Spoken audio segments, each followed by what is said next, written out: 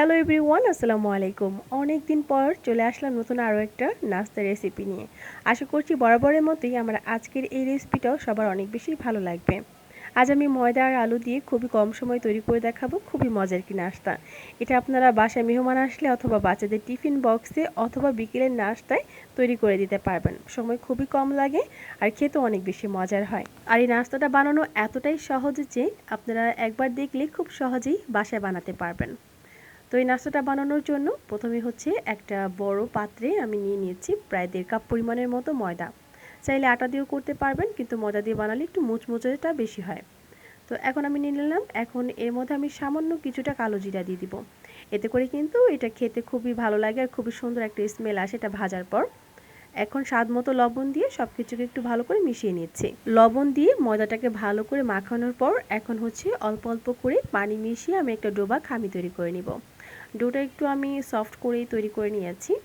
আর এটাকে এখন আমি কিছুক্ষণের জন্য রেস্টে রেখে দিব। আর এই ফাঁকে হচ্ছে আমি আলুর পুরটা রেডি করে নিব। আর এখানে আমি 1 কাপ পরিমাণের মতো আলু সিদ্ধ নিয়ে নিয়েছি। তার মধ্যে পেঁয়াজ কুচি, কাঁচামরিচ কুচি, স্বাদ মতো লবণ পরিমাণ মতো দিয়ে দিয়েছি। এখন এখানে 1 প্যাকেট নুডলসের মশলা দিয়ে দিয়েছি, যেটা আমার ঘরে ছিল।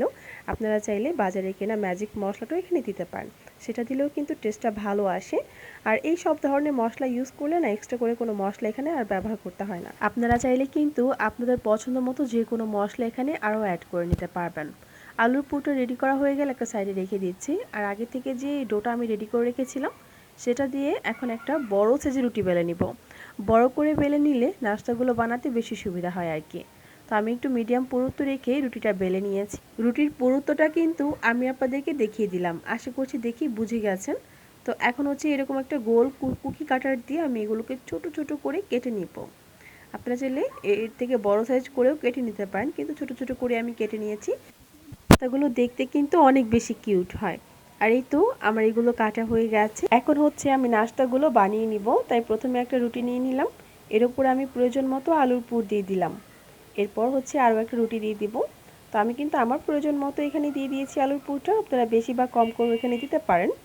এখন এর উপরে আরও একটা রুটি দিয়ে দিলাম। দেখুন দেখতে কিন্তু অনেক বেশি কিউট লাগছে আর অনেকটা বার্গারের মতো দেখতে হয়েছে। তো এক এক করে সবগুলো নাস্তাই কিন্তু তৈরি করা হয়েছে। এখন এর উপরে একটু ডিজাইন করে নিব, তাই একটা ছুরির সাহায্যে হচ্ছে আমি এখানে একটু দাগ কেটে নিচ্ছি। এতে করে দেখতে কিন্তু সুন্দর দেখাচ্ছে, তাই না? আপনারা চাইলে কিন্তু এই ডিজাইনটা ছাড়াও কিন্তু ভেজে নিতে পারবেন, অথবা অন্য যে কোনো ডিজাইনও করে নিতে পারেন। তো এখন হচ্ছে এগুলোকে তেলে ভেজে নিব, তাই প্যানে পর্যাপ্ত পরিমাণ তেল গরম করে নিয়েছি। এক এক করে নাস্তাগুলো আমি দিয়ে দিয়েছি। এখন চুলার আঁচটাকে মিডিয়াম টু লোয়ের মাঝামাঝি রেখে একটু ধৈর্য সহকারে এগুলোকে ভেজে নিতে হবে। এক পাশ ভাজা হলে আমি আরেক পাশে উল্টে দিয়েছি। এভাবে করে একটু গোল্ডেন বাদামি রং করে আমি এগুলোকে ভেজে নিব। আর এই তো আমার নাস্তাগুলো ভাজা হয়ে গেছে, দেখতেই পাচ্ছেন কত সুন্দর একটা বাদামি রং করে ভেজে নিয়েছি। আর এই নাস্তাগুলো ভাজতেও কিন্তু বেশি সময় লাগে না, খুবই কম সময়ে ভাজা যায়। আর নাস্তাটা খেতেও কিন্তু অনেক বেশি মজার হয়। তো একবার হলো বাসায় ট্রাই করে দেখবেন, আর আপনাদেরটা কেমন হবে তা অবশ্যই কমেন্ট করে জানাবেন। তাহলে আজ এখানে বিদায় নিচ্ছি, সবাই ভালো থাকুন, আল্লাহ হাফেজ।